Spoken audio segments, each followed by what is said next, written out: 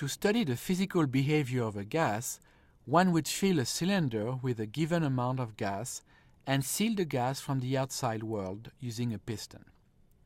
Then one would place the cylinder in an environment whose temperature is kept constant and apply a well-defined external pressure on the piston and measure the gas volume, for example.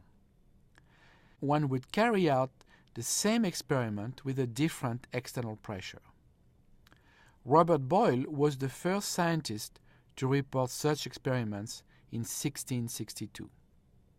He observed that the larger the pressure applied to the gas, the smaller its volume. Because the shape of the curve representing the variation of the gas volume as a function of its pressure resembled the well-known hyperbola, equations y equals 1 over x, Boyle decided to plot the gas volume versus the reciprocal of the pressure. Doing so, he concluded that under conditions where the mass and the temperature of a gas are kept constant, the volume of the gas is inversely proportional to the gas pressure, or V is directly proportional to 1 over P. This law is now known as Boyle's law.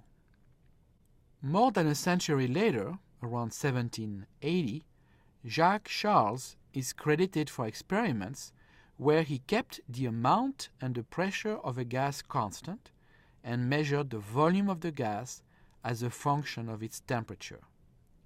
He noticed that when the pressure of the gas was kept at 1 atmosphere, the gas volume increased linearly with its temperature.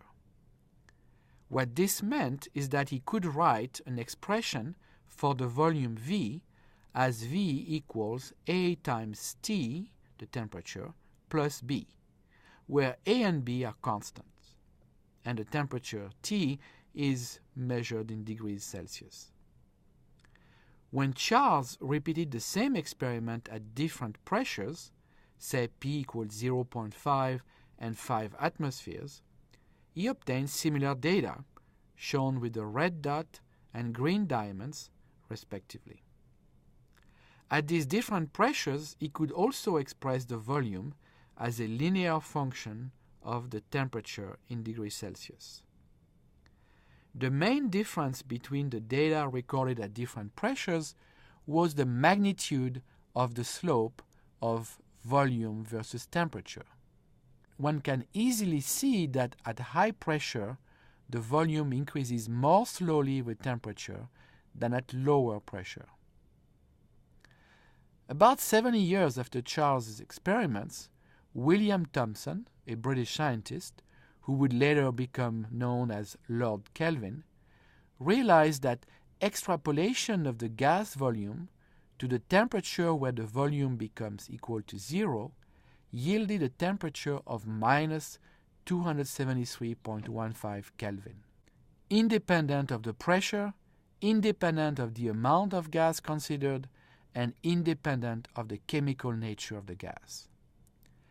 This led Thomson to propose a new temperature scale, now called the Kelvin or absolute temperature scale, related to the Celsius temperature scale by the expression absolute temperature T in Kelvin is equal to the temperature T in degrees Celsius plus 273.15. Changing the temperature scale from degrees Celsius to Kelvin is equivalent to shifting the vertical coordinate axis from the value of 0 degrees Celsius to the value of minus 273.15 degrees Celsius. When the volume of the gas is plotted as a function of the absolute temperature in Kelvin, we can see that the volume is directly proportional to the absolute temperature. In other words, at a given pressure, if you double the absolute temperature of the gas, you double the gas volume. The observation that at all pressures, the volume V of the gas can be expressed as a constant times T, the absolute temperature, is now known as Charles' law.